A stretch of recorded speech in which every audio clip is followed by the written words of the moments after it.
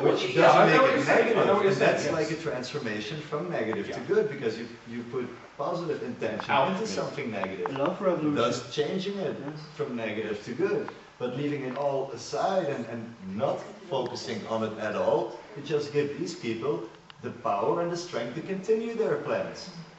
And they already have a certain amount of power, and the only way we can take the power away with the positive intentions is by focusing on it, but transforming it to something good. But ignoring it, I don't think that would be No, I don't think we can ignore it. But yeah, there's a balance to be struck, definitely. We have to know this stuff too, but sometimes I feel it's like you are going to back in the duality. That's the bad, that's the good.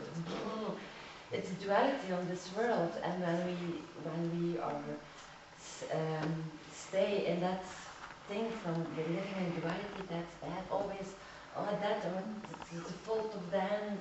I mean, it's all also in us. But it is in us, and I mean, one key thing, which I think we all struggle with a bit, we have to identify the shadow in us. Yes. You see, the people out there that we're talking about, you know, you can get very easily into they're doing this to us, whereas they are reflections of us.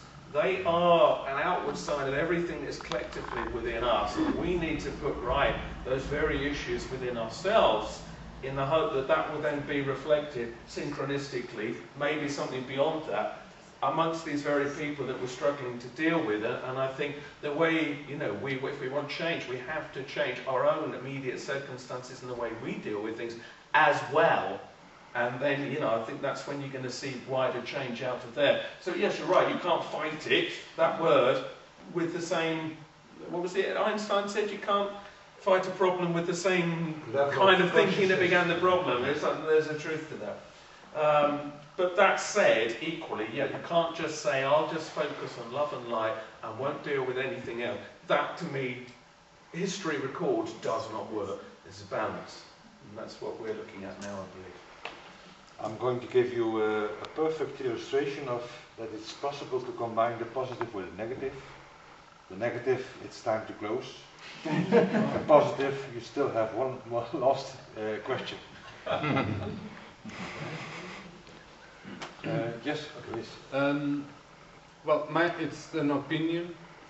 You say that there is a ruling class in the world, but in my opinion they are doing a very bad job, because they allow multimedia to go through an evolution. You got radio, television, on which one person which is aware can transmit it to lots of people. Mobile telephones, internet, all that stuff. So where one person which is aware can transmit the message to so many. So, I mean, they're not doing such a good job on keeping their class above all the others. Okay, well, there's two things to say to that. You're right. I mean, one thing I explore in the book is these people are not all powerful. They like to think they might be, but they're not. I think they make mistakes. I think there are disagreements within factions. I think some things happen despite them. You know, that they might like to think they control everything, but no, as you say, things come up. I don't think they necessarily expected the internet to become as quickly available to everybody as it did. On the other hand, you could say, though, that very mass media, they also use against us. Because, of course, it's those very means that have sold us this view of the world that is creating so many of the problems today. I think we also need to be very careful that we are not manipulated into reacting back in a negative way. Because if they need more control, one of the very things they need to justify even more control is for us to react badly. For instance, if we all suddenly went out and started causing mob revolution on the streets and smashing windows and whatever, all of this kind of stuff, as you sometimes get in protest, that's when they can justify bringing in the very laws they want to bring in. I think we need to be very, very careful that we use these tools for the most positive way we can if we do want to identify the stuff that's going wrong so that we can rebalance it, transmute it, change it, okay? We have to be very careful how we respond, because if we respond with more negativity, with violent actions, however much we may think we just have to, that's when it gives them you're feeding fear, you're feeding violence, and it gives them the very excuse they need to crush us down even more.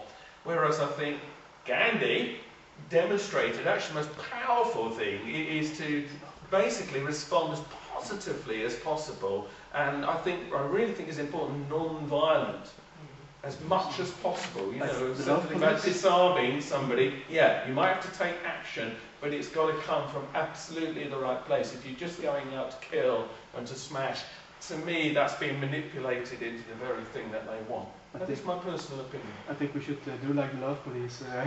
You know the Love Police in England? England, yes. Okay, sorry, yeah. Yes, there's two guys going on the street and saying all the stuff you are telling, but ridiculing it. And they just hugging the policeman and everybody. Yeah, and they just can't get angry because they are so much of love. And they're saying everything is okay. Yes. It's a wonderful world, everything, we're going in the right direction. Keep buying, keep buying, supporting the economy, and everything's going to be Mexican fine. is... But listen, I think we should be, I think we should be clear here. I mean, nobody's saying here in this room tonight we've got all the answers. We haven't. But I think what we're just hopefully trying to do is just identify some issues that badly need dealing with at the moment, so that we can bring them to consciousness and then get as many minds working on it as possible, hopefully with some kind of positive outcome somewhere down the line. Okay.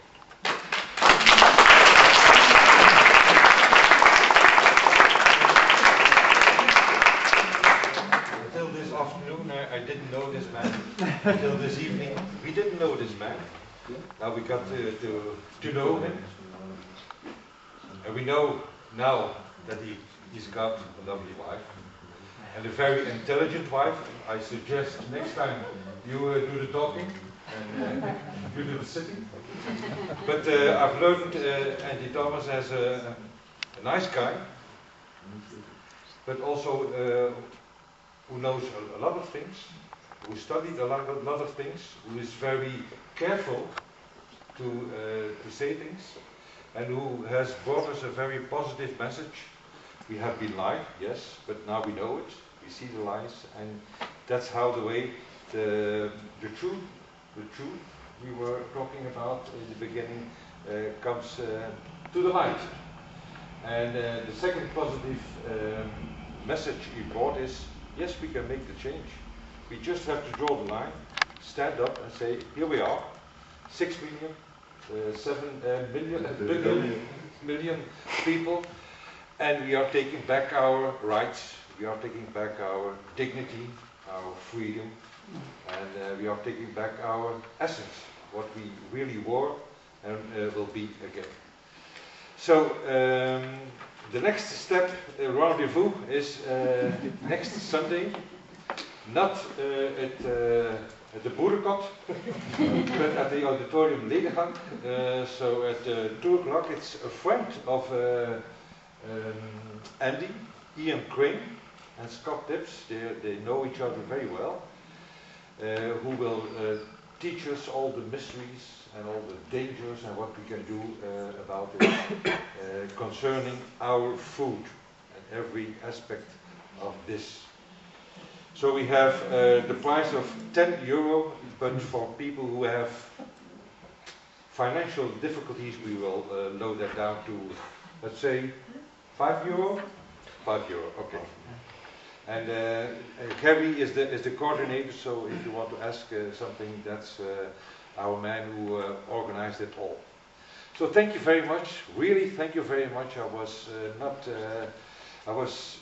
a little bit anxious about the number of people who would come, so I'm a very happy man, and I hope you too are. Okay, thank you.